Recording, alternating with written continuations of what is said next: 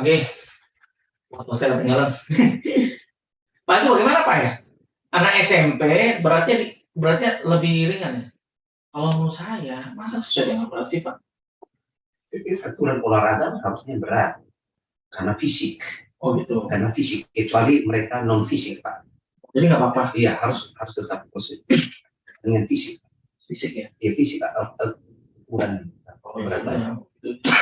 Udah masuk ke SD aja kan? Iya. Tuh anak tadi udah mau bilang kan? Kemarin Musang? Iya. 2 piala. 2 ini. Iya di fotonya Pak. Iya. Ada foto belum Mbak? Suruh masuk ke studio television. Terus kan kalau lebih enak kan di plus ada tuh. Yang kurang pertanyaan Bapak kan. Oh gitu. Ya kalau beratnya kurang, tapi dia sudah SD. Kayak contoh, saya punya ada SMA Pak. Beratnya kurang dari standar SMA.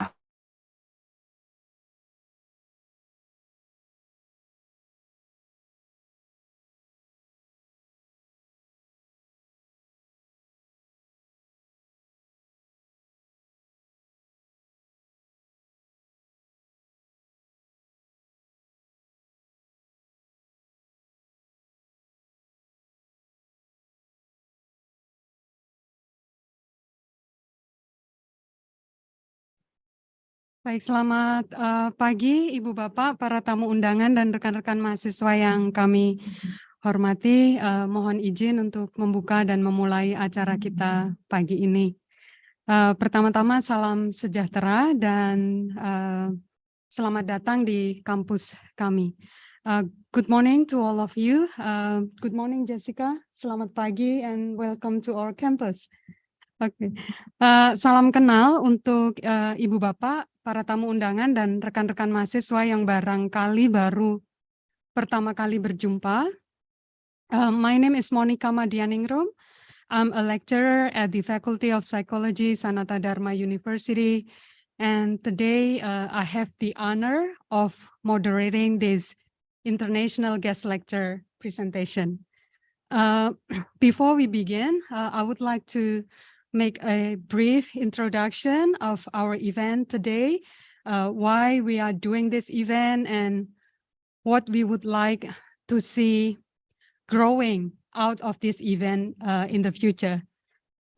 Jessica, Ibu Bapak, para tamu undangan dan rekan-rekan mahasiswa yang kami hormati, we are having this event as part of the activities being organized to mark the inauguration of our master program in psychology.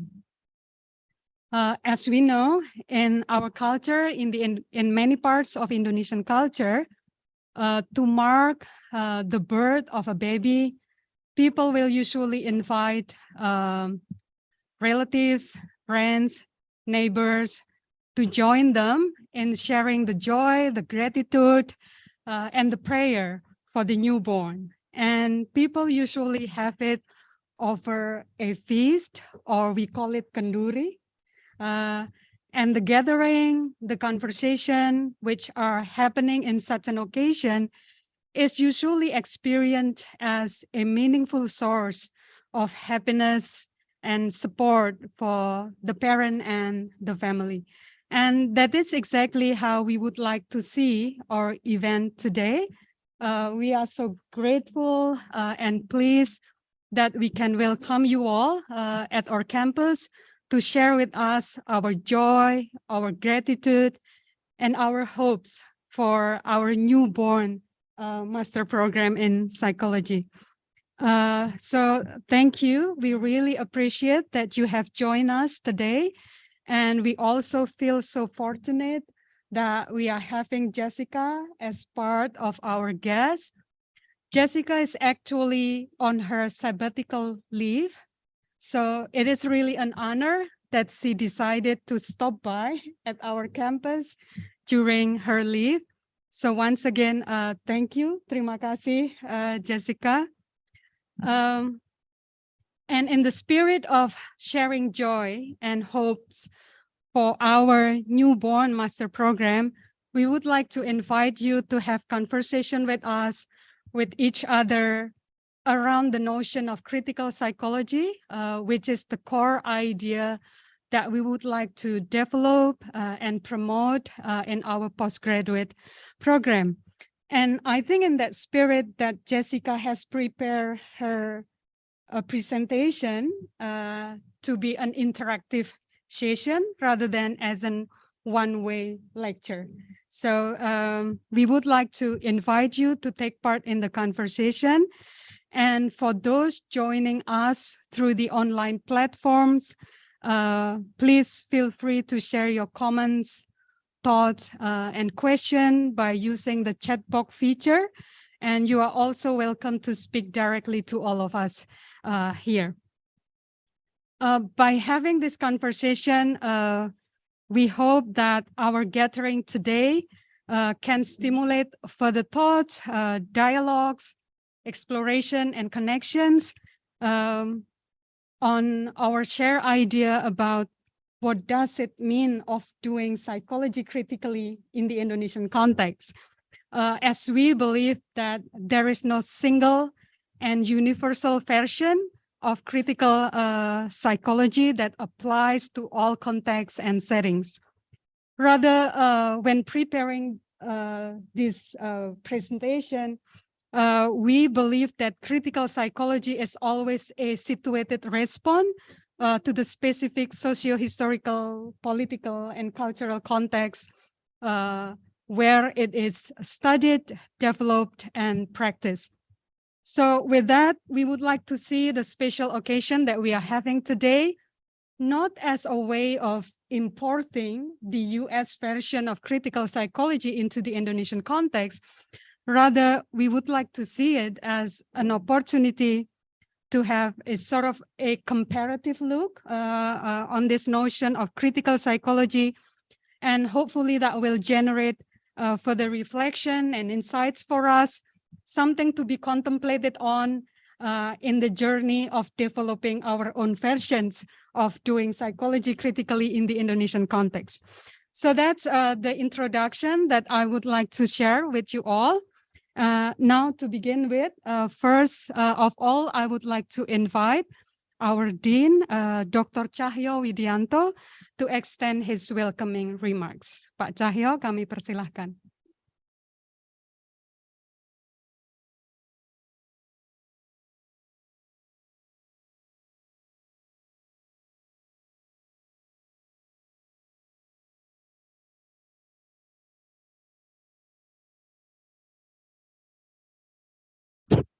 Sugeng Injang. Good morning, ladies and gentlemen, who attend on live or online. Welcome to program Magister Science Psikologi Sanata Dharma University. And very grateful today we together in the session of international lecturing in the theme of critical psychology. This event presented by Program Magister Science Psikologi Universitas Sanata Dharma in improving spirit to psychology as discipline that option to the justice and humanity. So we would like thank you to Dr. Jessica Fernandez for accompanying on this lecturing, and also my deep thank you for everyone who prepared this event well. So have a great discussion and lecturing, and thank you very much.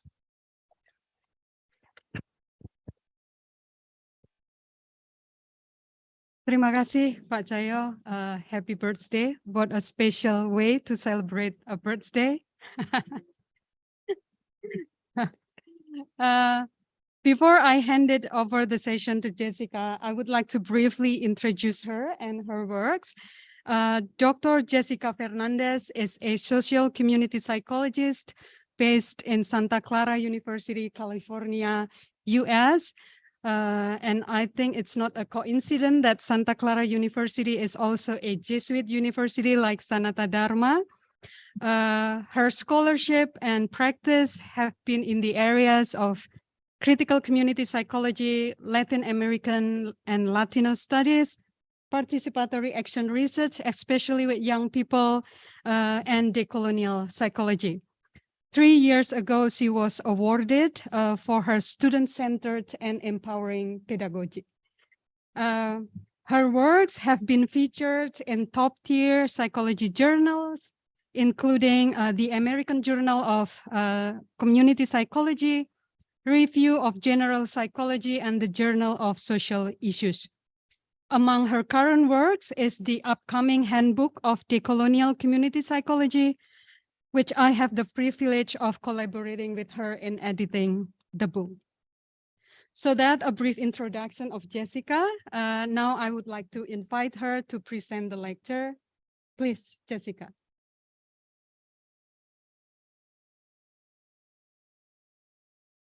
Thank you very much, Dr. Monica Maniandigum for the invitation. And thank you all for your presence and for joining us this morning. My deep, deep gratitude to Dean Chayo Widianto and also to Father Sulaksana for inviting me and for helping organize this event. I have been welcomed and embraced with so much kindness and generosity by the psychology faculty of this new program. And I am thrilled and deeply, deeply appreciative of the opportunity to be able to celebrate and mark this important moment for you in the making of your new program, a new area of study. You are planting seeds, and when we plant seeds, you need many elements to make that seed grow into a strong and beautiful tree. You need soil, you need the earth, you need water, and you need sun. And it is in community and in collaboration that things grow and nourish. And that is what you are forming and creating together in community. And so I am deeply grateful to have been a part of this beginning journey of planting seeds together. And so with that, I would like to begin sharing with you some of what I have prepared for today, grounded in my understanding of critical psychology. What is critical psychology? What does it look like in the Indonesian context? And why does it matter? And how can we engage in this path towards a critical psychology, a more liberatory psychology, a more humanizing psychology, and a psychology of decolonization, transformation, and justice? Over the past week that I have spent my time here in Indonesia, this is my first time visiting Indonesia, I have had the opportunity to appreciate its deep history, culture, and people. I have learned how the past is connected to the present and how the present is helping shape and inform the future and the vision of this very unique and special country that is deeply inclusive. I have observed as well how Drs. Abraham and Maniantigrum, in a recent publication in the American Psychological Association, describe as an interplay between religion or spirituality and politics and culture in shaping people's personal and collective psyches in ways that are relational, liberatory, and more contextually responsive and responsible. And today I wish to humbly share with you a few reflections on the connections between the past and the present, particularly as these relate to the development of critical psychology in the United States, where I currently live and work. However, I am Mexican. I am an immigrant to the United States. I was born in Mexico, and it is this experience as an immigrant, as a Mexican in the United States that has really helped inform my development, understanding, and praxis as a critical psychologist. Growing up in two countries that were culturally different led me to pursue psychology as a profession, as a career, with the intention to try to understand and contribute to improving the lives of communities, particularly communities of Latin American descent in the United States. History, although often framed as something that happened in the past that we should not even think about because it was a long time ago, is actually very important for helping us understand now and build towards the future. History shapes who and what we are. And in the words of Latin American historian and political writer and critical thinker, Eduardo Galeano, if the past has nothing to say to the present, history may go sleeping undisturbed in the closet where systems continue to hold their own disguises. In other words, if we don't attend to history, to context, there's a way by which injustices continue to repeat and reproduce themselves. The state of psychology in the United States currently is being disturbed and disrupted in its history of complicity with systems of power and oppression, with coloniality, with racism, and with capitalism. And it is these connections that I wish to share with you in the hope that they may be able to help you trace and connect the past and the present in the Indonesian future and in the Indonesian psychology of today.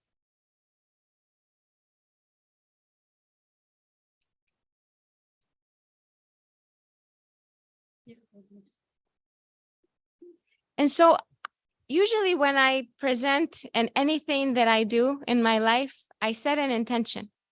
And I set the intention to have any action, any expression, anything that I say or do to be guided by my heart. And so I have two intentions to share with you today. And the first is to have us consider and reflect in your own thoughts, in your writing, in your notes, how critical psychology can help bridge knowledge and action towards liberation and justice. And then the second is to demonstrate or consider how psychologists in collaboration with communities can approach research, teaching, and practice in ways that can actually cultivate healing, well-being, and change. So those are my two intentions and hopes for what I will share with you today. And to begin, I have two questions for us to start. The first is an invitation for you to reflect on this guiding question. What words, images, or experiences do you associate with the word critical? What comes to your mind when you hear the word critical psychology? And what does that mean for you? Yeah. So I tend to be very unconventional as a teacher.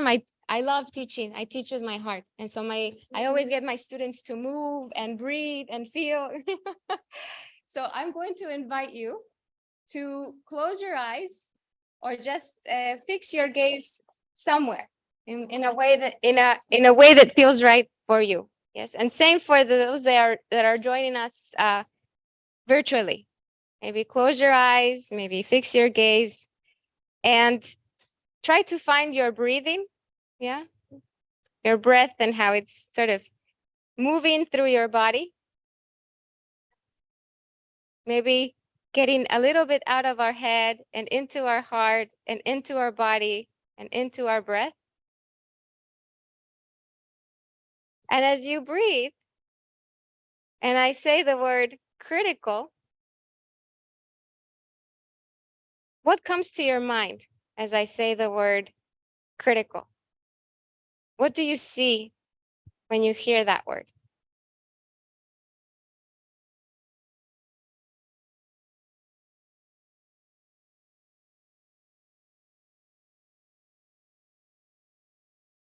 And then when I say the word critical psychology, what comes to your mind?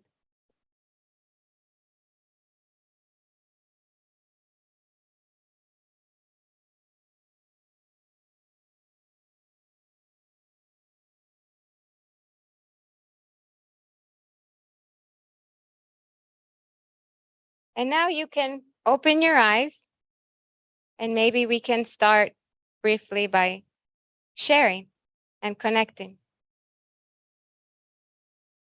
So when I said the word critical, what came to your mind? Feel free to share in the language that feels more comfortable for you. I'm here to learn as well. When you stop learning, you stop growing, and I really want to grow. Okay.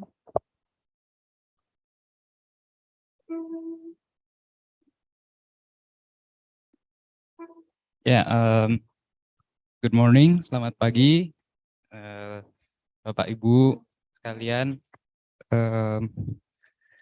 Terima kasih atas kesempatannya untuk berbagi pendapat saya mengenai refleksi kali ini. Thank you for the opportunity to share my reflection about critical psychology. Well, what comes into my mind about critical psychology, the word critical, only critical, it's free speech especially, where free speech di mana kita punya kebebasan untuk berpikir dari yang berarti, well, this is kind of related to US social problem where it's about oppression, right?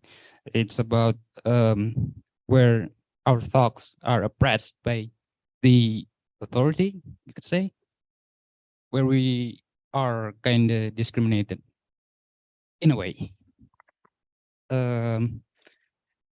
Tidak harus secara apa ya, rasial atau secara ya rasial paling terlihat, dan mungkin dari beberapa apa ya, orang punya pemikiran yang dimana untuk memberikan transformasi kurang lebih. We want to transform where we see the injustice in the country or in the macro perspective in the world, like that.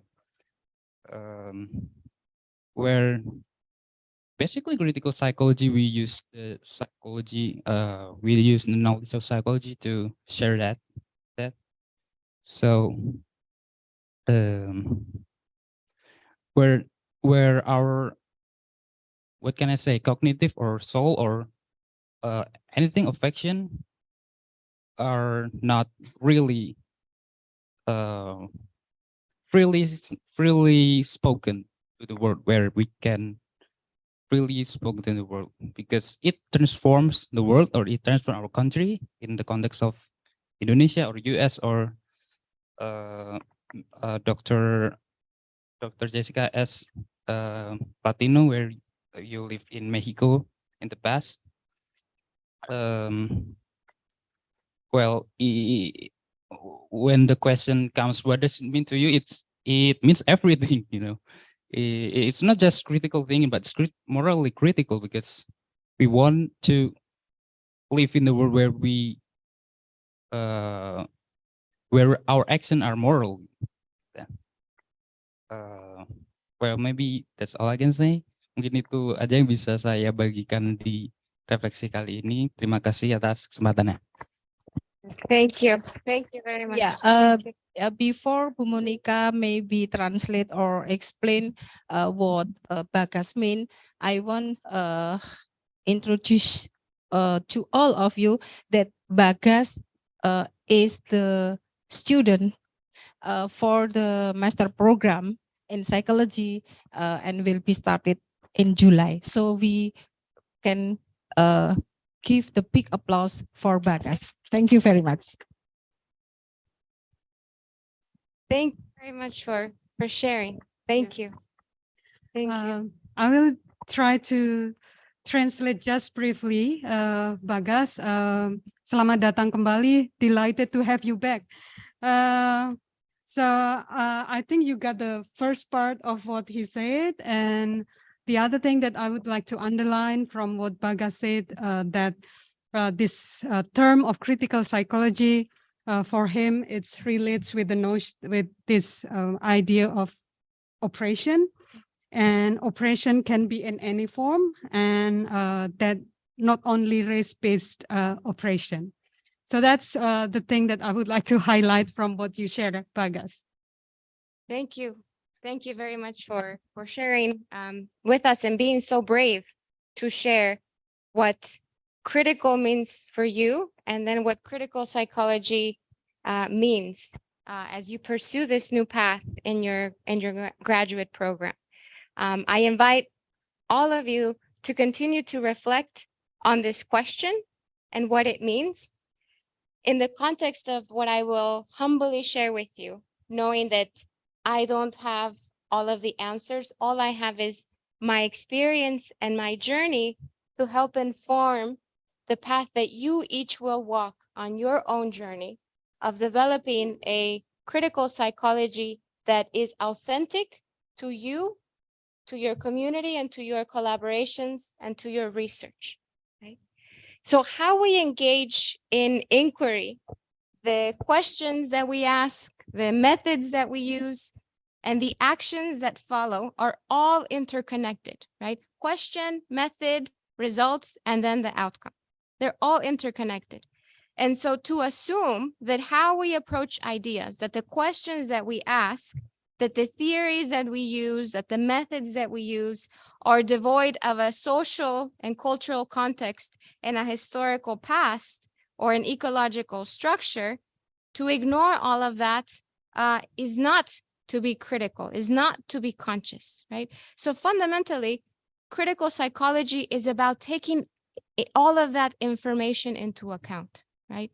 And consistently reflecting and wondering, right?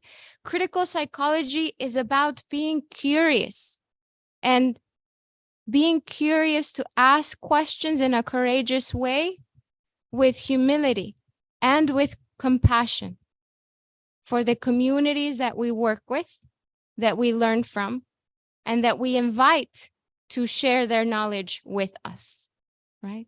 As participants, as quote unquote subjects, right? To not see them as subjects, but rather as holders of knowledge, and that we can co-create knowledge together, right? That is bound by relationality, yes? So now I would like to contextualize critical psychology within the US context in particular, as that is the place where I am situated and where I do my research, even though much of my research is with Latin American communities, because those are the communities that I belong to as well. And so I will offer a general sort of more lecture-like contextualization of critical psychology within this US setting as a way to perhaps help you reflect on this comparative analysis, yes? So first is that critical psychology is rooted in critique, right? It's rooted in fundamentally curiosity, yes? And if we think to our childhood, how many of you have children or have seen children or interact with children from time to time? Raise your hand. Children, kids? Okay, great. What do kids do when they're young? They play. What else do they do? They keep asking questions. They keep asking questions. They are curious. Children are critical psychologists. They are courageous. They are humble. They are always asking questions. They are absorbing knowledge and information consistently, right? Never tired about asking these questions, yeah? And so the first element of critical psychology is that, right? That curiosity, that sense of critique, of asking questions, yes? And this foundation of critique emerged in the 20th century as a response to some of the disillusionment and disappointment by psychologists in the United States that were noticing how many of the social problems that were trying to be addressed through a clinical medical model were actually not addressing the root cause to some of these problems.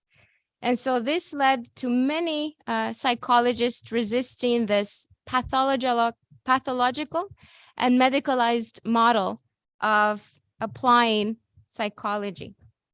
Medicalized models that were not taking into account treatment, prevention, and cultural context into account. And so critical psychology refuses, and this is the second point, refuses to uphold decontextualized frameworks and instead opts for an ecological analysis of the condition of people suffering that is socially, historically, and contextually situated. The third one is that critical psychology, both in the United States and in the European context, surfaced as a radical response to community struggles for liberation and for human rights, specifically in the context of labor rights movements and women's rights movements.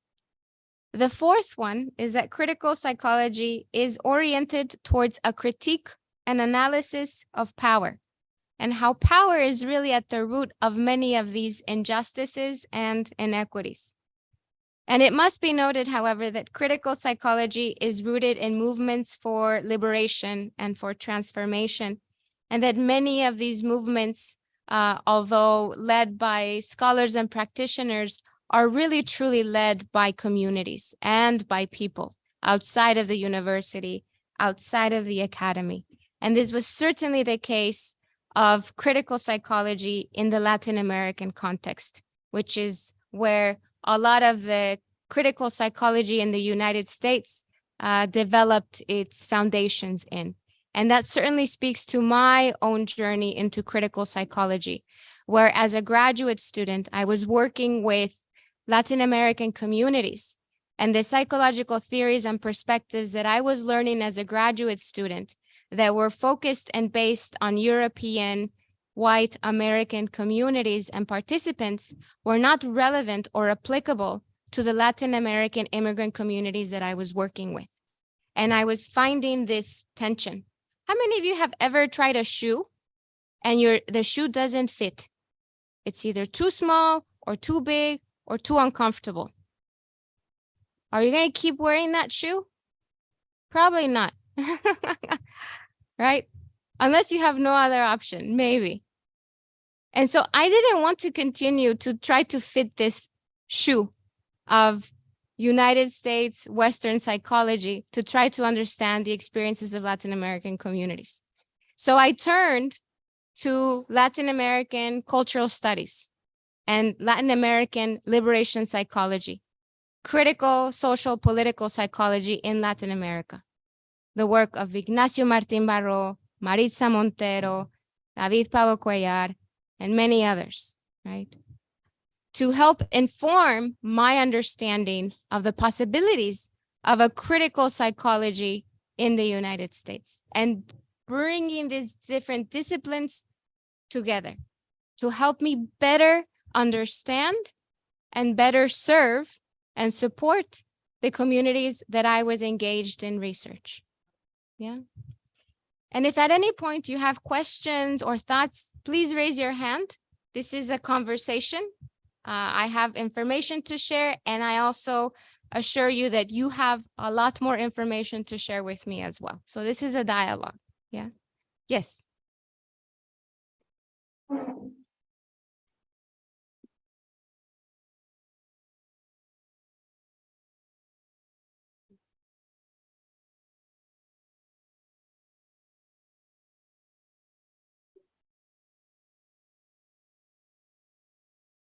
Thank you very much. Good morning, everybody.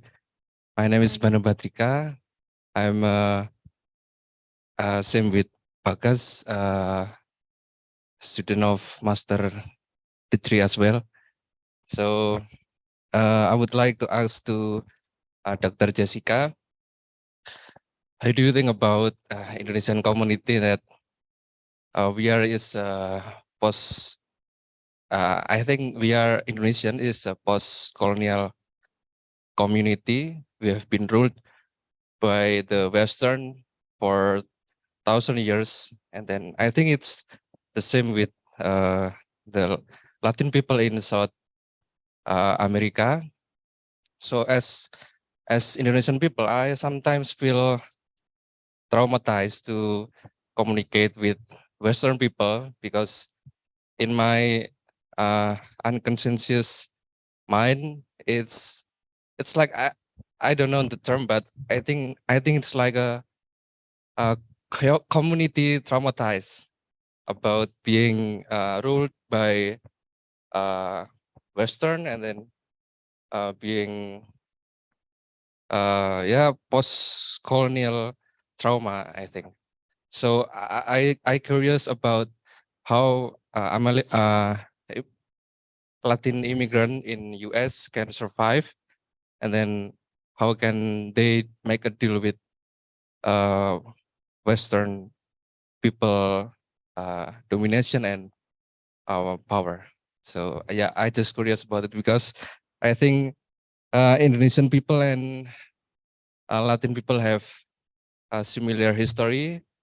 We have been ruled by Spain as well, and then by the Dutch, by the British, and then the last we have been ruled by Japanese. So it's traumatized for us to become post-colonial community. How to deal about it? Because if we want to reflection our community, that kind of trauma pop up again, and it's like a mental block to understand our community. Thank you, Dr. Jessica.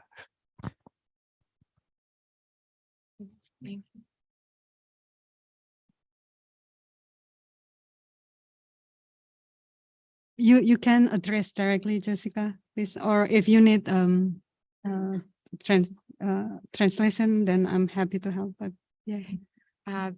Thank you for that question and for the courage in asking that question and saying the word that many people have a hard time saying wherever they are, especially if we are survivors of coloniality, which is colonialism. It's like a word that people are hesitant to name, even though coloniality outlives colonialism, has a way of manifesting itself in the present in various forms.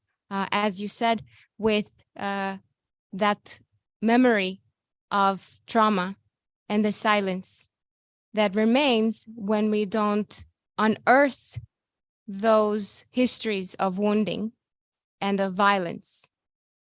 What I will offer is a reflection on the ways in which I have tried to support Latin American communities in the United States that still feel that wound and that pain of coloniality.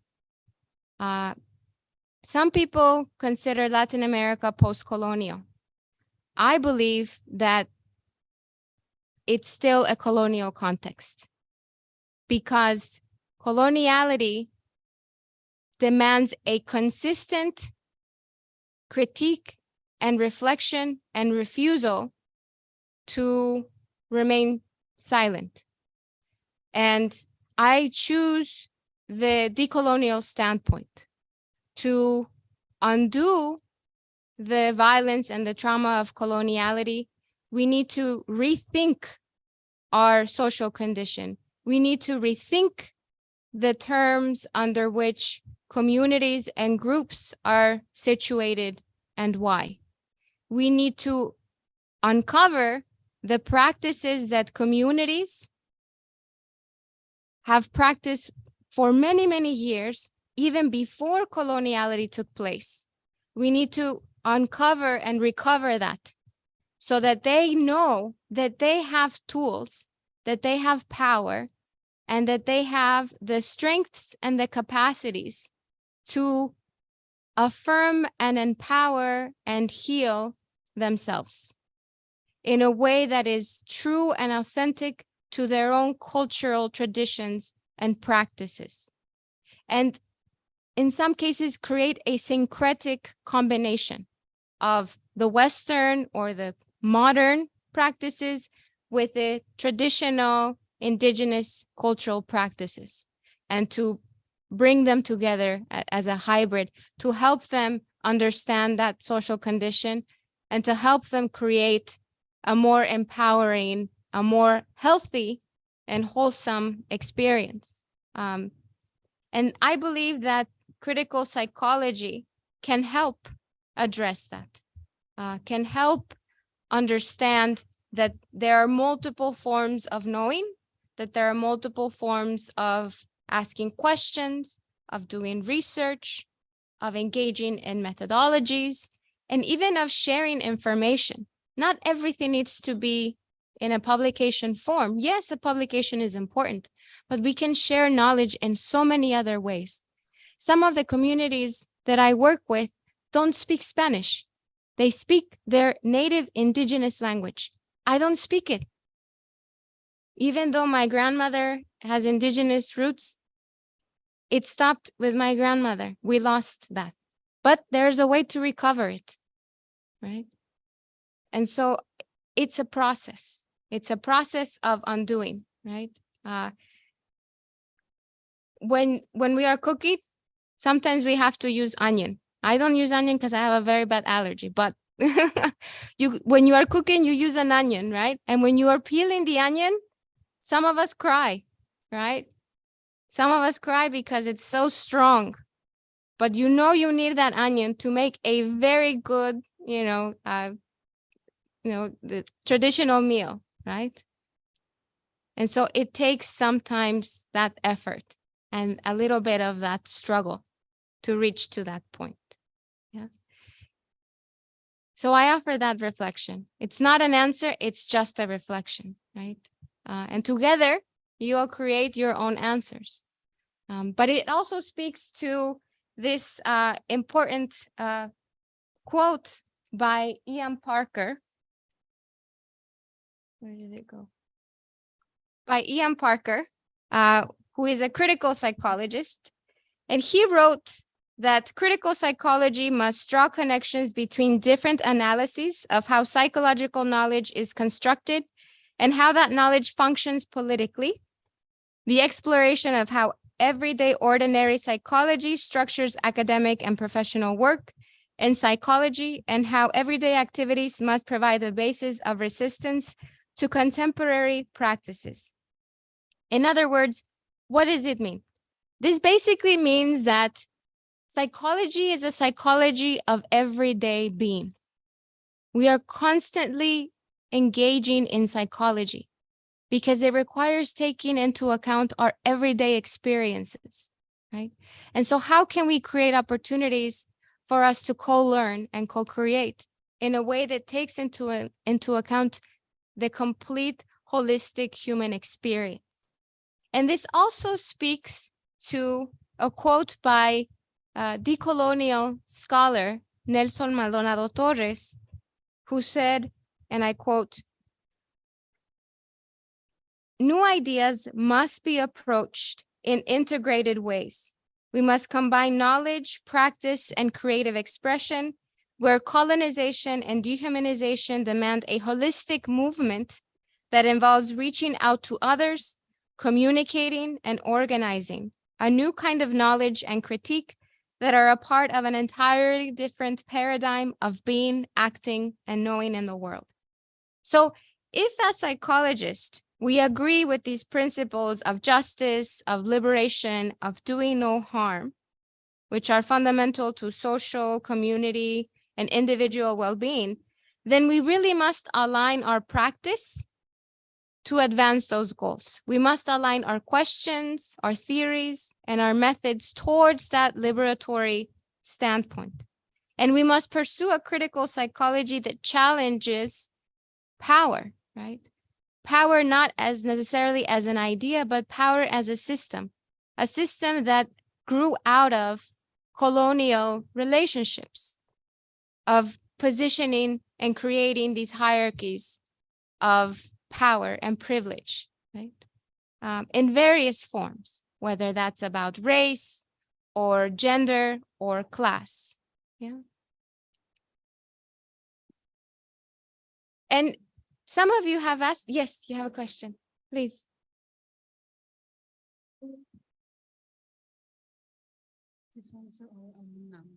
Nice.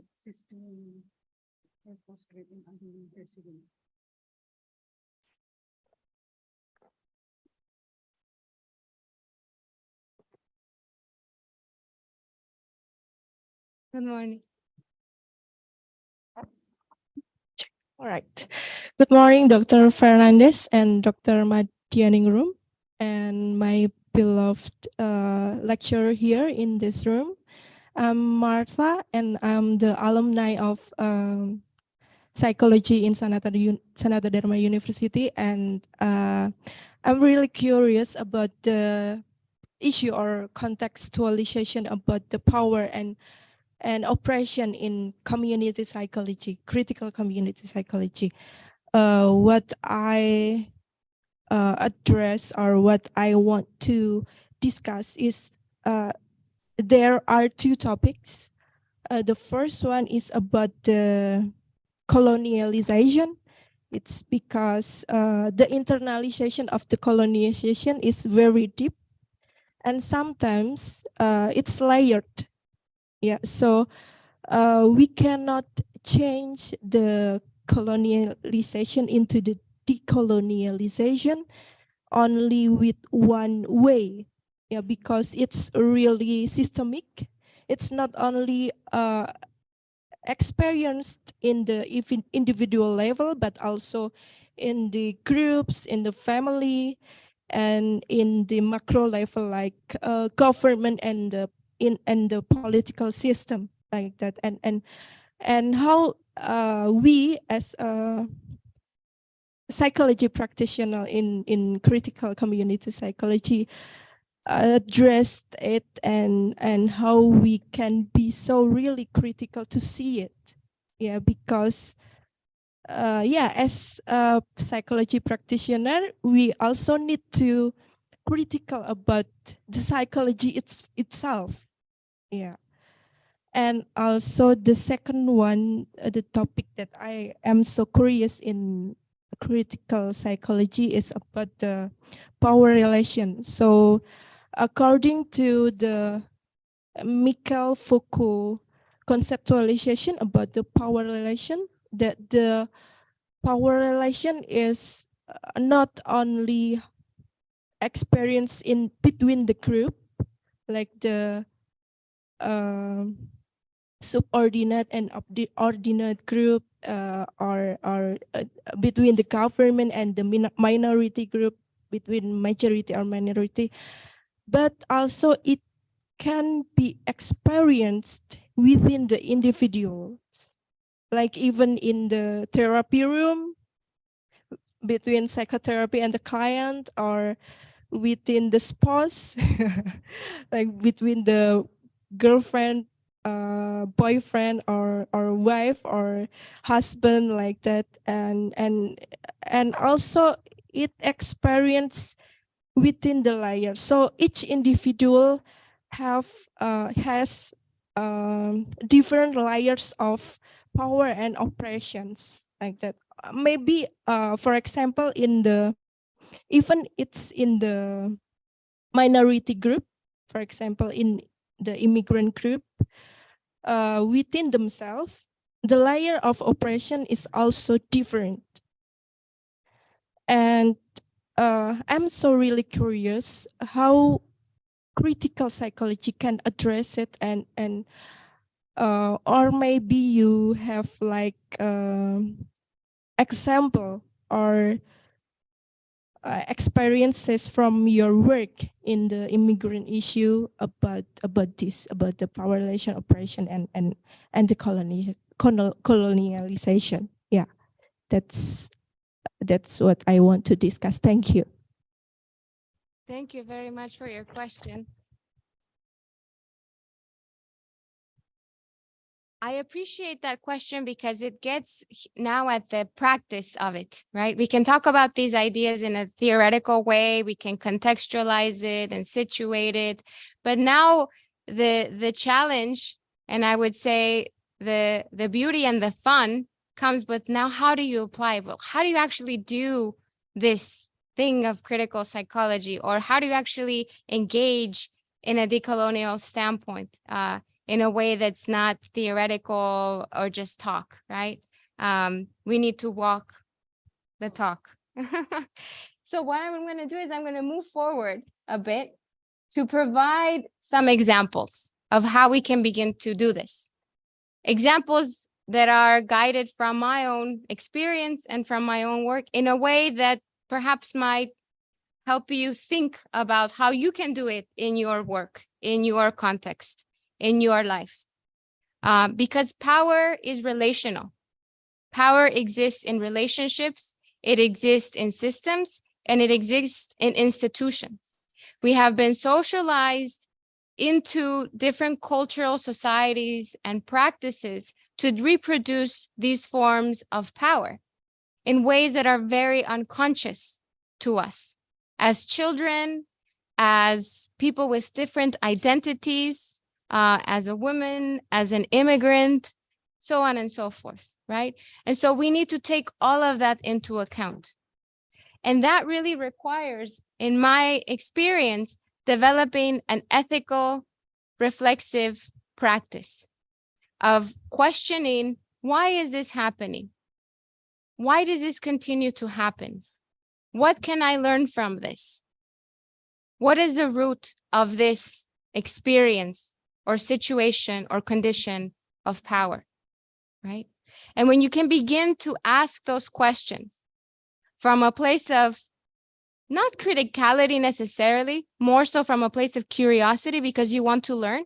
Because sometimes when you say critical, people think that you are criticizing them, that you are labeling them as someone who is bad or someone who is oppressive or evil. But the reality is that sometimes people are not conscious even of how they are reproducing power.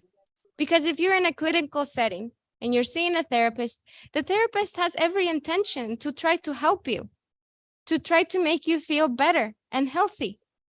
So they are using the skills and the training that they were trained to use in that context, right? And so you cannot necessarily blame them because they are a product of their environment and how they've been trained and socialized.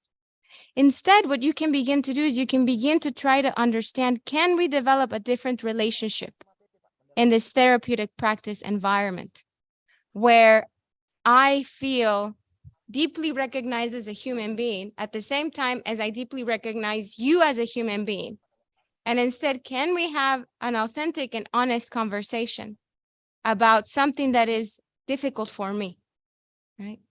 Can we engage in what a good friend of mine, scholar Dr. Diane Bell, describes humanizing reciprocal recognitions. Humanizing reciprocal recognitions. Recognizing the mutuality of our shared humanity and our shared conditioning. And begin to develop practices grounded in that reflexivity and that mutual reflection. And this is something that Frantz Fanon also talked about, right? That violence is a outcome of power, right? And it requires us thinking differently and thinking otherwise, right? And asking communities, what are the practices and ways of knowing that they themselves already engage in, and adapting and adjusting those in a way that actually meets the community where they are. That we are not imposing a particular solution or treatment, but that we are being curious and open to see what is it that they are already doing, that maybe they need help or support doing better, that maybe the training that I have as within a Western psychology can adapt or change to create something new, right? Decolonization is not the absence of something. Decolonization is the transformation of the colonial condition and the radical imagination of something different. Oftentimes people think that decolonization is critique. It's you have to eliminate this, you have to get rid of that. That's the same as coloniality. Coloniality got rid of things, got rid of people, got rid of land, got rid of resources. So when we begin to think about decolonization as the absence of something or the elimination of fill in the blank, we are reproducing the same paradigm. Instead, we need to think of decolonization as a radical imagination of something new that you are not doing on your own, but you are doing in community with many through these relationships, and relationships that will consistently require that you engage in an ethical reflexivity, right? This has been my experience, and this is how I approach both a critical psychology and a decolonial orientation, knowing that there will be times where mistakes will happen, and that's okay because we are learning together. And it is in the journey of falling that we rise up again and keep going. Right? So I don't know if that answered or offered some reflections or ideas for you. Ini Brahma di 1980 masih rendah, Pak. Terus Siswa juga masih 2000, masih sekitar 100-an lah kalau dengan PBU, Pak. Masih tinggi SPBU sih. Gimana, Pak? You're very welcome. And it's a practice that you should develop and nurture consistently. And that many of us already do it.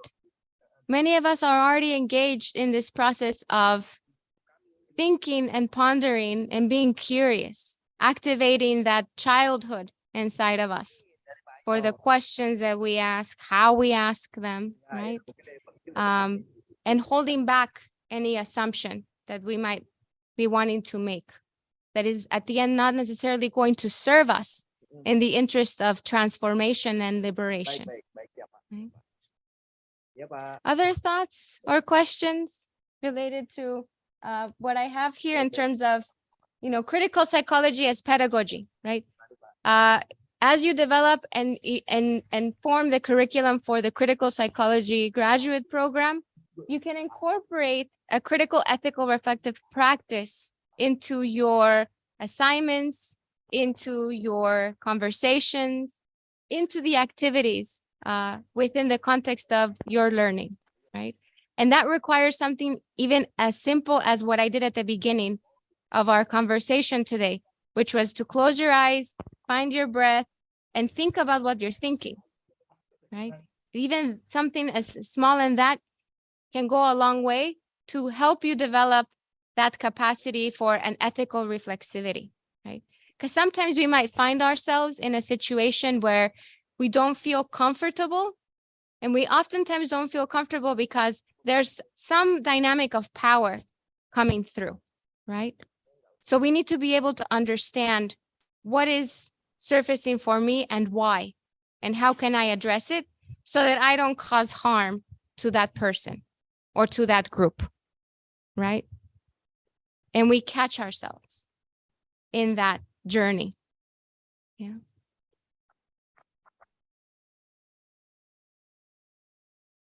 Silakan Ibu Bapak, barangkali ada tanggapan lain, refleksi lain.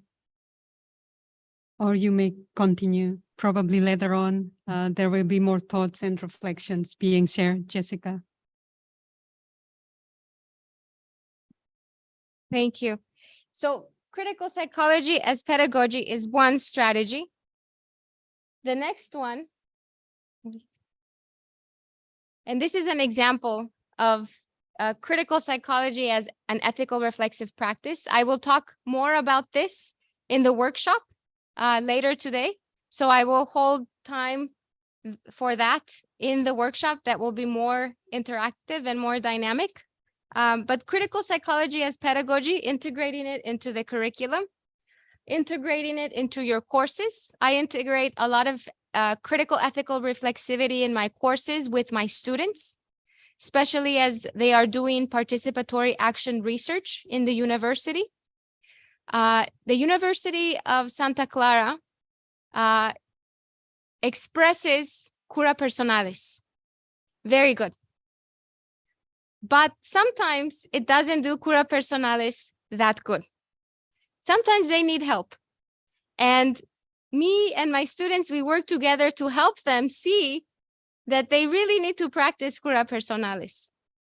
So we do participatory action research, and we use photo voice as a methodology that involves taking photographs and adding narratives or stories to those photographs to help students document experiences of racism, of discrimination, of sexism in the university, especially as Latino students, as African American, and as Asian students.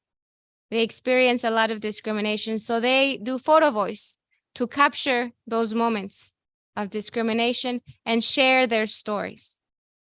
And so this is one of the ways in which an ethical reflexive practice is being facilitated as a way for students to learn that when they don't feel like they belong in the university, is not about them. It's about the university not creating an environment that is inclusive and that is affirming of their fullest humanity as non-European, non-white students, right? And they're developing that critical ethical reflective practice through the method of photo voice. And they present this information to the university. And now the university can see concretely what is the problem, what is the situation, and then how they can work to address it. They can work to address it by creating events and curriculum that is oriented towards an affirmation of the history, the culture, and the knowledge of these students that feel marginalized, right? Of creating cultural events that support students, of creating grants and scholarships to support students, especially of providing students with financial aid and financial support, right? So these are some of the strategies and examples from my own work. Knowing, of course, that I'm constantly learning, and I'm constantly learning, especially from my students. They teach me so much, and this work cannot be done without students because they are the experts. I'm not a student. So they lead the way, and I follow and I support them, right? That to me is a critical psychology, the capacity to take a step back, create a condition for those who are on the margins or are impacted by the system, by the issue, be the ones that are helping to visualize the path towards that solution. And together, we make that solution, right? Again, decolonization as the creation of something different and better, not the absence of something. The next strategy is critical psychology in practice, right? A critical psychology that is about engaging in methods that are emancipatory, methods that are socially and contextually situated and relevant. Methods that involve the whole person, right? Methods that are relational, that are grounded in a strengths-based approach rather than a deficit perspective, that are centered on community knowledge rather than positioning the researcher or academia as the answer or the solution to all problems, right? Going back to that story about the shoe that doesn't fit. If I really want to help and support and cultivate the well-being and the health of Latin communities that I work with, the methods, the theories, the paradigms that I use need to be adapted in a way that is socially, culturally, and contextually relevant so that we together can understand and create. And sometimes that requires engaging in emancipatory methodologies. That is, using methods that communities themselves are familiar with or have already been using, but they just don't call it a method. For example, I work in a community with mostly Mexican immigrant moms. Many of them are immigrants. Many of them only speak Spanish. Some of them speak a little bit of Spanish because they speak their indigenous language from Mexico. And we collaborated on a project, a participatory action research project, where many of these moms were experiencing poor health outcomes.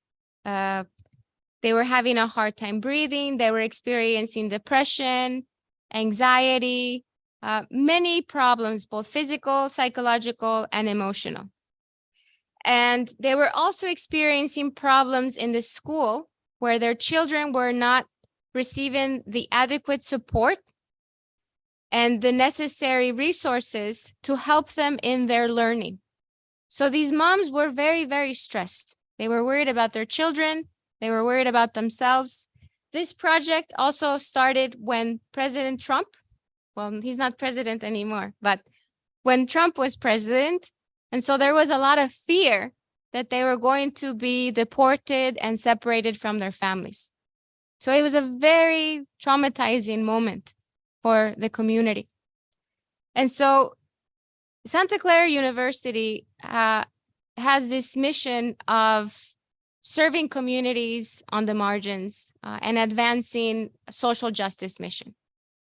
And it was through this mission, through this collaboration, that we joined a group of moms to develop a course where they learned how to do participatory action research.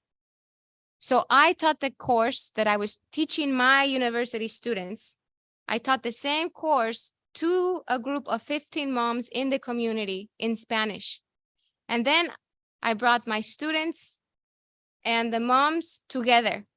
And with support from my colleague, Dr. Laura Nichols, her and I and our students from Santa Clara University came together with a group of moms, and we developed these projects where the moms were researching why were their students, their children, not having support in the school, where they research why was their neighborhood consistently being policed.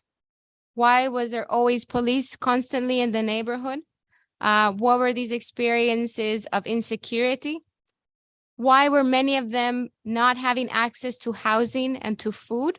Because they didn't have rights or citizenship or documentation. So we developed these projects. The moms led the way.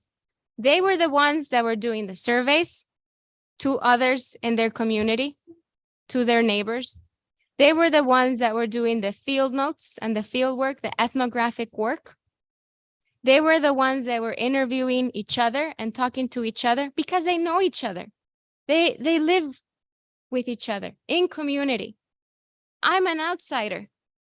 My colleague is an outsider. The university students are outsiders. So we trained them and we provided them with the support and the tools so that they become the researchers of asking those questions, of engaging in those methodologies. And we didn't even call them surveys. We didn't call them interviews. They were calling it conversations. They were calling it gossip time, right? Chit chat, coffee time, right? They were having these conversations as part of their everyday life, right?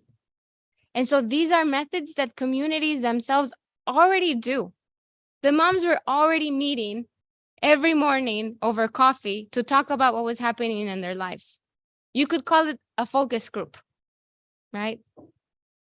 And so how can we bring these ideas together in a syncretic way to build that bridge? And so we developed all of these projects. And after they presented the results of their projects, of their research, they were so inspired and so motivated to share what they learned that they decided to create a mural, a big mural in the community to tell that story. And so the picture you see here is of the mural they created. They created a huge mural with their children, with the community, with a local artist to tell that story, to tell the story about their struggles with not finding their struggles with not finding access to housing, right? Their struggles with being immigrants and away from their home country, their love for their family, right? And so all of the things that they documented in their research was depicted in this mural. And so what I want to share with you next is a very short 2-minute video about the moms expressing themselves about the mural. The video is in Spanish and in English. And I would be grateful for any translations that can be offered to the English portion. But this gives you an example of what does it mean to engage in a critical psychology through a decolonial standpoint in a way that involves emancipatory methodologies.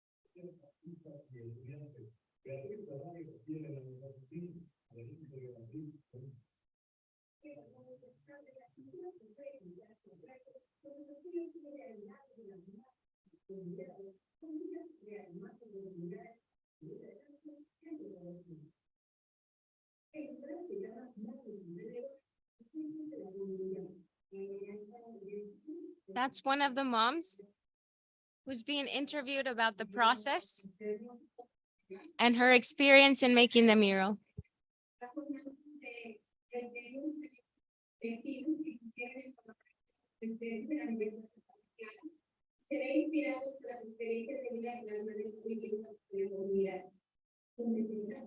So we had a celebration in community to mark the creation of this mural.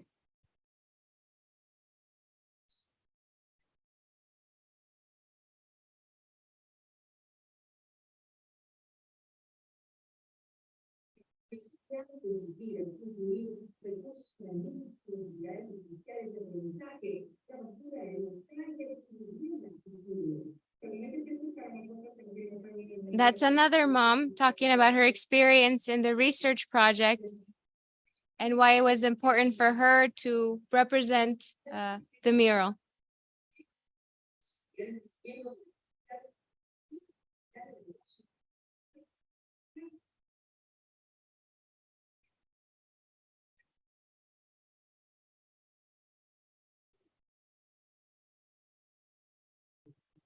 And this is the local muralist with whom we collaborated to create the mural, right?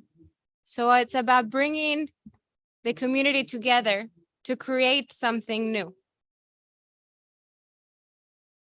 that affirms a community in a moment in time when this community, the Mexican, the Latin American communities were being targeted.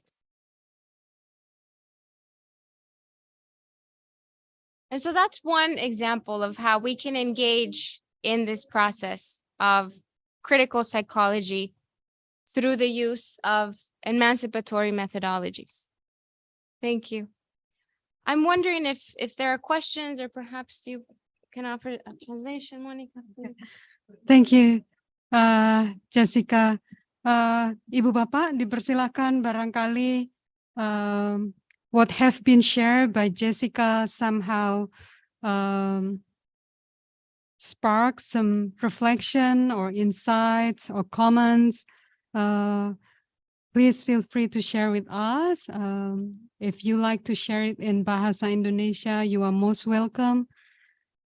Adakah yang ingin membagikan refleksi? Or perhaps we have some comments or questions from those who join us virtually? Not yet? Okay. Please, Martha.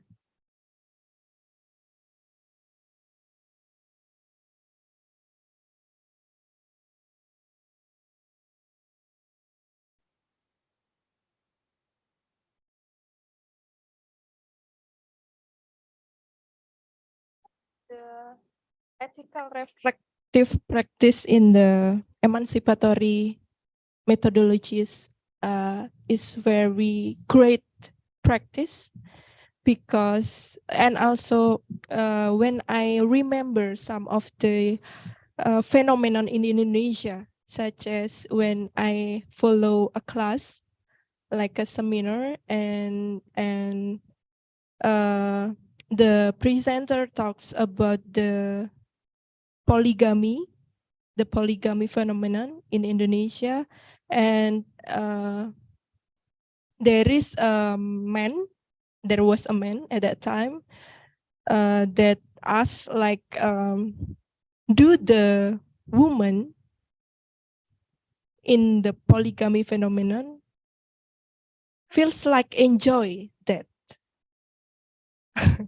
So it's a ridiculous question for me, yeah, because in that time, our thought is like the women is the survivor for the polygamy and other practices, that injustice practices. And that question make me think that how we can make sure that the woman, or the position of the women, that she want it or she do not want it, with her free will or not, how we can examine it. Because women can say like, oh yeah, I enjoy it, but I assume that why she can't answer like that, because it's the internalization or colonialization system that she experienced like that. But after I watch your work, and after I hear your explanation about the emancipatory methodologies, I think that like gossip, chit chat, and other conversation in the daily life for certain issues that are sensitive and controversial within the women issue, we can use it rather than instead of just interview like that. Because if we use like only interview, we cannot know is it true or not, or it's or the answer of the survivor or participant in the research is just the result of the colonialization system like that. And that's the first thing. And And the second thing that I want to ask is about maybe your personal experience as a minority individual, how you can survive in the US with the majority people in there. I believe that many tears and many struggle that you faced before as a minority individual, and how you can cope with that, and how you can break the oppression, and how you can embrace other groups and other people to joining you and together to break the oppression and discrimination. Thank you. Thank you. Terima kasih, Thank you. Martha. Thank you very much. Please, you can go, Jessica. Thank you for that two very deep and big questions. Very thought-provoking. I will say that it is really important for us as researchers to deconstruct the assumptions that we make about communities and individuals as passive in their capacities to produce and co-create knowledge, and in their capacities and in their agency and power to heal and liberate themselves. I see myself as a critical community psychologist, as a facilitator for communities to create conditions where they can recognize their power and their agency to live their lives differently, and to care and support each other, and to develop the skills and the tools to amplify that and expand that and apply it and share it. When I do research collaborations, my intention is to work my way out of that role, to basically become unemployed so that the communities themselves are now sustaining themselves in that work that they're doing, that they don't no longer need me as the outsider to do that. But now they're doing it and they're sharing it with each other because they talk to each other and they see each other and they live with each other in the same neighborhood and in the same community. And I don't have the capacity to expand myself because I'm an academic, I'm a teacher, I'm a researcher, I'm everything and anything that students need, right? Sometimes I'm a doctor, sometimes I'm a mom, whatever students need, I have to be there because I love teaching. So for me, it's important to be creative about, okay, how can we develop a project or a collaboration where they are already doing things for themselves that can be reimagined as an emancipatory methodology. Because I know they are more comfortable talking with each other about sensitive topics than they are talking with an outsider. As much as they appreciate me and we have a good relationship and we care about each other, I don't have their same lived experience. I don't share the same identities as them. Many of them are much older than I am. They are all moms. I haven't been privileged or blessed with being a mom, right? Many of them are immediate immigrants that just immigrated to United States. I have lived many years in the United States. I have citizenship and documentation. Many of them do not, right? And that's a topic that many of them are very protective about talking about because they don't want to be deported or separated from their families, but they can talk about that with each other, right? So one of the philosophies by which I do my research, and I teach this to my students and to my community collaborators, is never ask a research question and never ask a question in a survey, in a focus group, in an interview that you yourself would not be comfortable answering or asking. It's about relational ethics. an ethic of care. And if you are wanting to be courageous and bold and still ask the question, perfect time for a ethical critical reflexivity for you. Why do you really want to ask that question? What are you trying to learn or get out of that question that you want to ask, that you yourself are not comfortable asking? What are you trying to get at? Is there a different way of asking that question? Can someone from the community or from that group that you're trying to understand help you develop a better, more appropriate question? It really comes down to being humble in our practice. And recognizing that just because we have a PhD or a degree, or we've been in school for many, many, many years, and we wrote books and articles and this and that, that we are somehow an expert, or that we need to be arrogant. That harms us. And it harms our communities. And it prevents us from actually being humanizing people. And true psychologists, right? If psychology is about improving the human condition, mind, heart, body,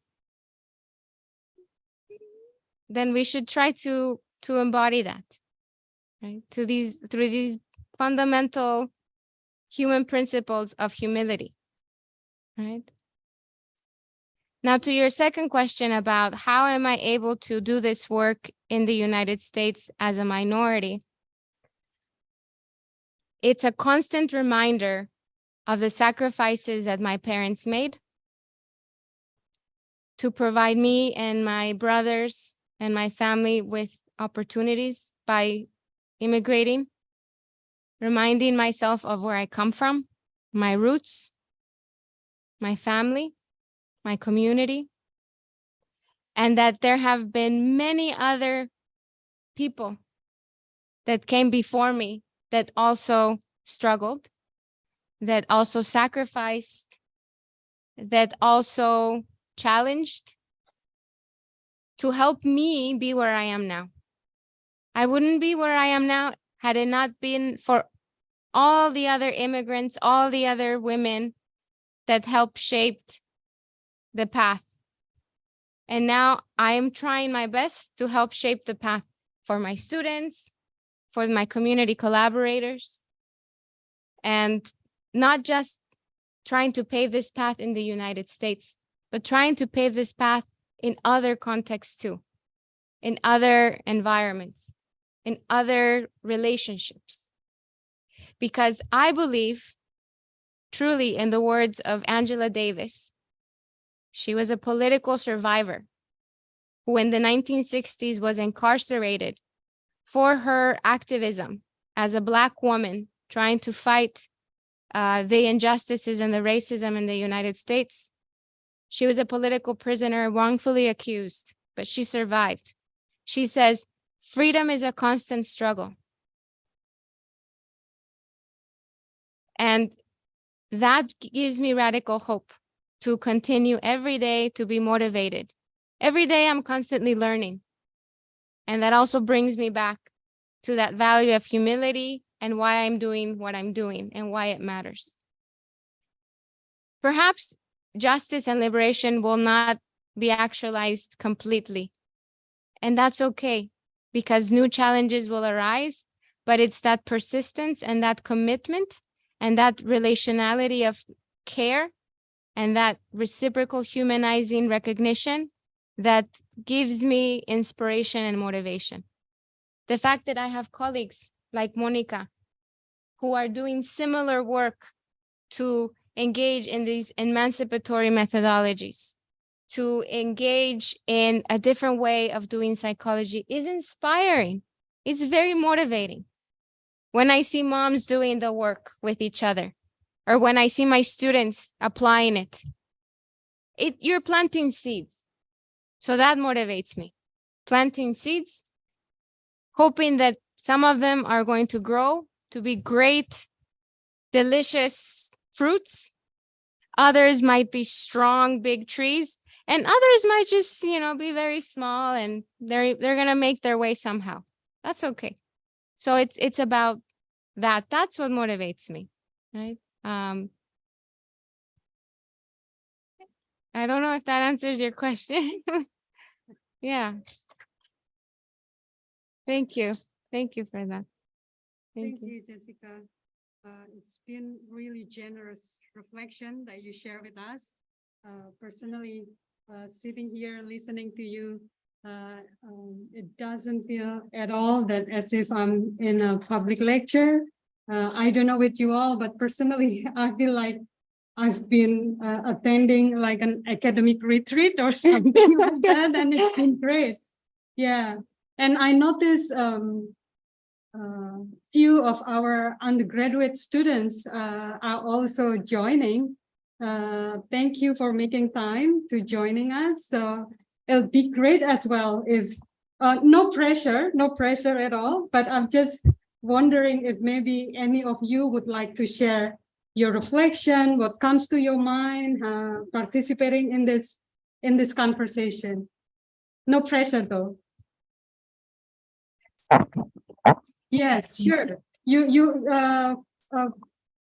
feel free to share your thoughts, your reflection, your comments in Indonesian language.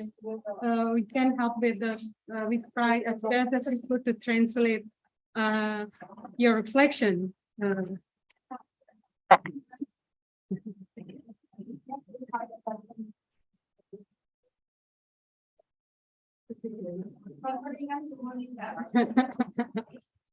Yeah, feel free. Either way that you most comfortable, in English or in Indonesian.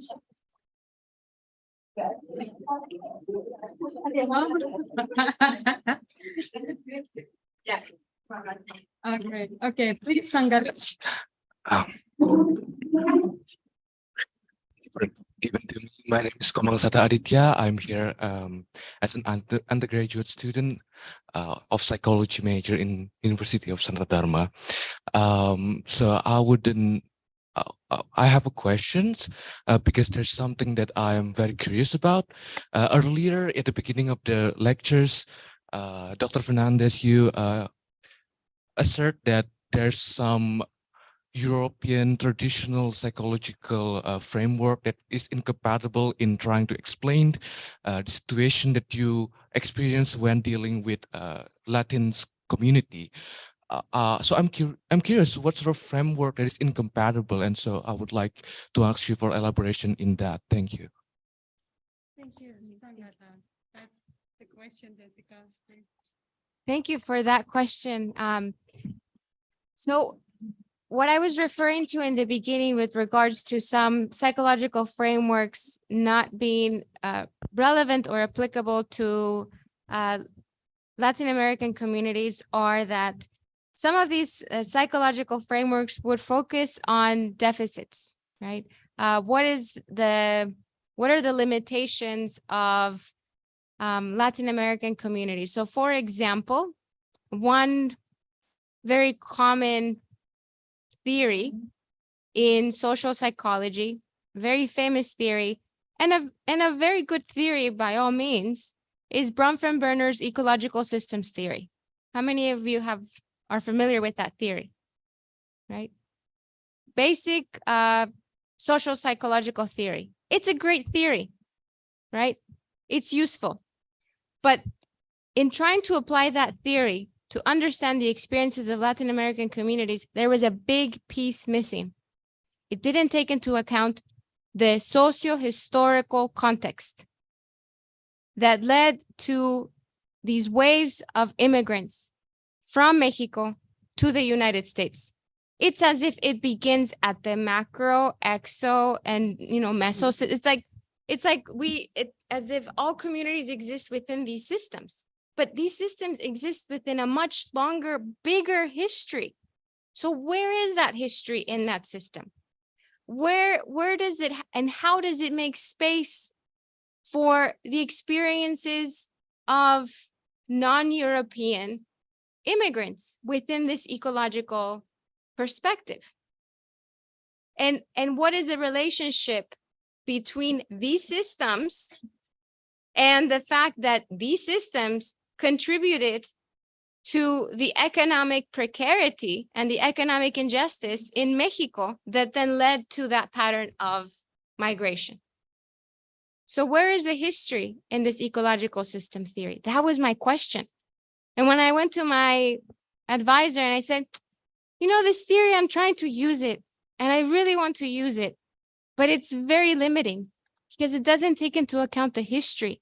I cannot talk about the experiences of Latinos, of Latin Americans in the United States without talking about the history, without talking about the ways in which the United States contributed to the economic injustices in Mexico that then led to those patterns of migration back then, historically, and then still in this present moment. So if we want to address problems, for example, like immigration, we need to understand the system, but we also need to contextualize it in history. There's a very famous quote that was a part of a movement in the UK, a liberatory movement in the 1960s. We were here because you were there, right? So Latin Americans are in the United States because somehow the United States was also in Latin America, and it contributed to the crumbling of Latin American institutions, economic, social, and so on. People don't leave their countries because they want to. They leave their countries as immigrants, in some cases because they don't have any better choice. And so that was a missing piece for me in that Bronfenbrenner theory. Another theory, community psychology is very passionate about empowerment theory. In the United States, empowerment theory in community psychology is number one. I had a very difficult time applying empowerment theory in my work with Latin American communities, because the assumption of empowerment theory is that communities don't have power, and so the role of the researcher is to empower them. But the communities do have power, but they express and manifest that power in different ways. In some cases, they want to express and manifest and exert that agency and that power, but the context or the environment is not created to support them in expressing and engaging in that agency and in that power. So this is where liberation psychology perspectives, where the work of Maritza, Dr. Maritza Montero, Concientización, Paulo Freire's work become really important. Okay. So that was my experience with some of the existing theories that I found useful and limiting, and why I needed to integrate a more transdisciplinary orientation, which brings me close to my last few points, which is the importance of engaging in a decolonial orientation that is centered around transdisciplinarity, of sharing knowledge, of building bridges, of connecting different areas of inquiry, different theories, different perspectives, different histories, to find these threads and to build these bridges towards a more humanizing psychology that is not a Western psychology, but a psychology that is socially, culturally, and contextually and politically situated. And that brings me to the collaborative project that I have been privileged and honored to be a part of with Monica, Drs. Christopher San, James Ferreira Moura in Brazil, and many others across many different countries, to think about psychology differently and to share knowledge and information with each other, to expand the canon of psychology. In the words of Monica, to undiscipline the discipline, right? And to learn in community and in relationship with one another. And that involves engaging in these set of orientations or practices, which are to engage in a critical ethical reflexivity consistently, right? How do you do a decolonial critical psychology? Engaging in a critical reflexivity, thinking about what you're thinking. Why are you thinking what you're thinking? What kinds of questions are you asking? Why are you asking those questions, those methods?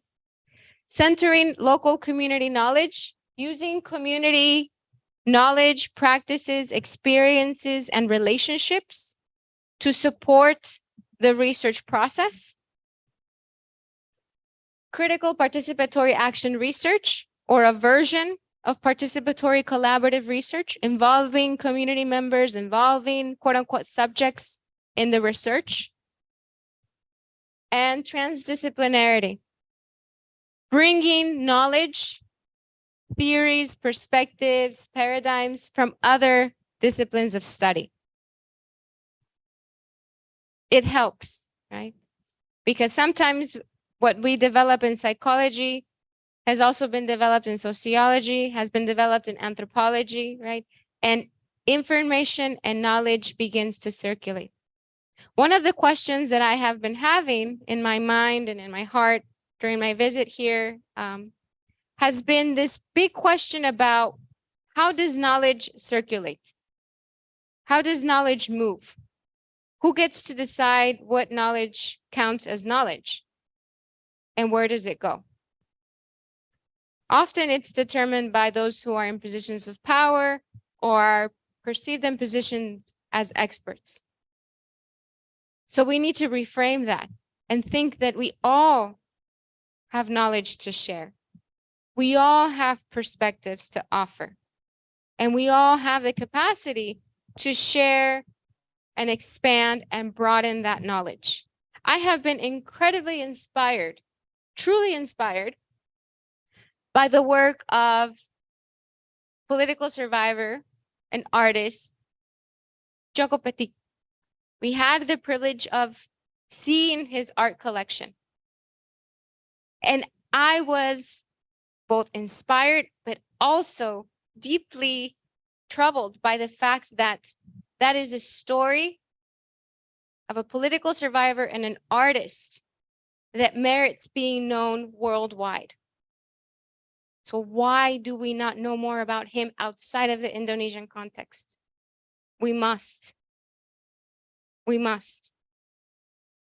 So I've committed myself to help contribute to that circulation of that knowledge because it's a story worth knowing, right? And I'm sure many of you have so many other stories to share.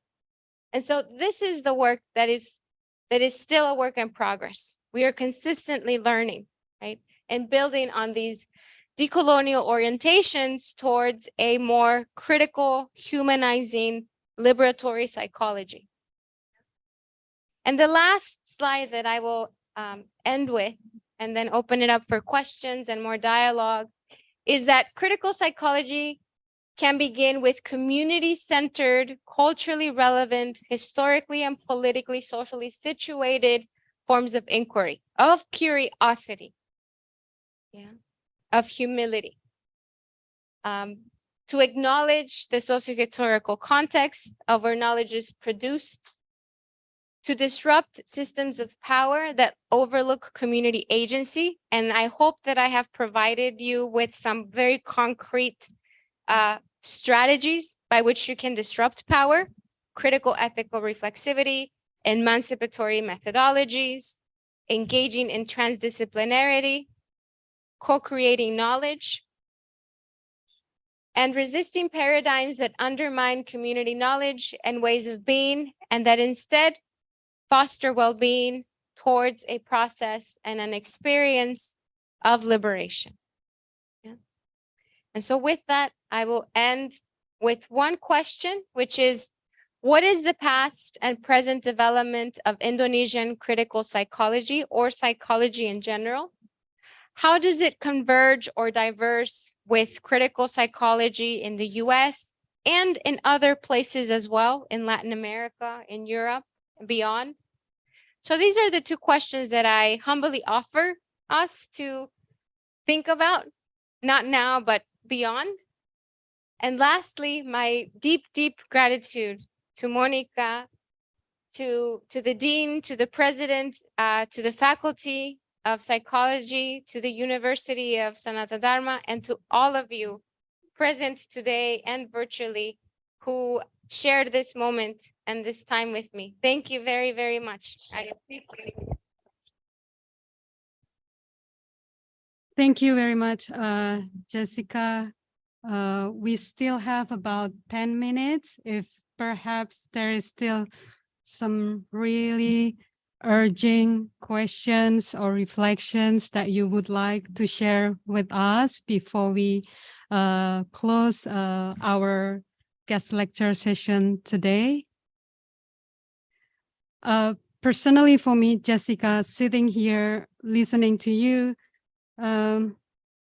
somehow it has brought me to this reflection that colonization is not only about foreign power invade our territory or our humanity, but it's also how we as fellow citizens, as fellow Indonesian, might have consciously or unconsciously sustaining, reproducing, amplifying in some way any sorts or any forms of colonization, whether be race-based, religious-based, political orientation-based, or gender-based. So that's the very questions that I think will be something that I will bring on from this lecture. So thank you.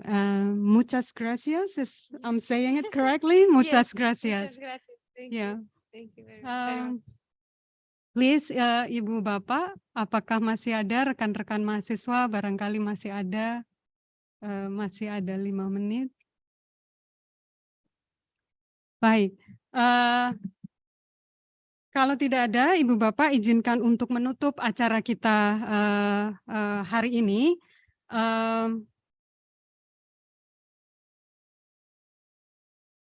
I think as a moderator, I would not make any conclusion about what we have discussed and shared in this forum.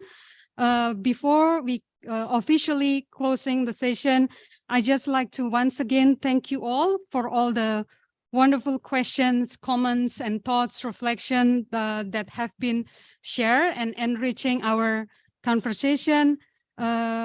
We really, really hope that this event is just a beginning of continued connections and dialogues. Once again, thank you for participating in this event. And Jessica, we couldn't thank you enough for your generosity and the passion that you brought into this session. Hopefully it's just the beginning of more visits to Indonesia, to Sanata Dharma in the future. So once again, I would like to invite you to give a round of applause for Jessica. Thank you. Hi. Thank you very much. I would like to offer just one last thing, which is a poem. And it's in indigenous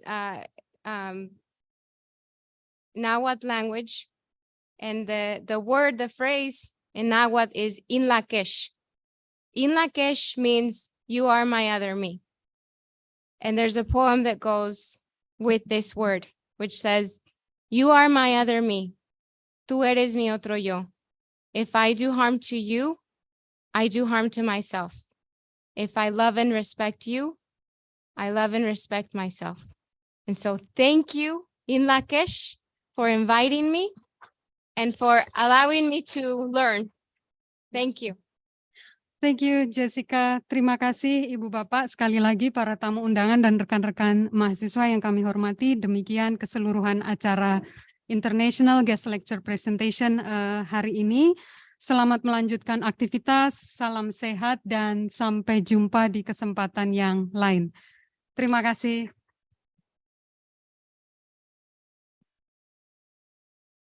Thank you so much, Monica. It's great. Wow, Jessica. Thank you. Thank you. This You've been is, so generous.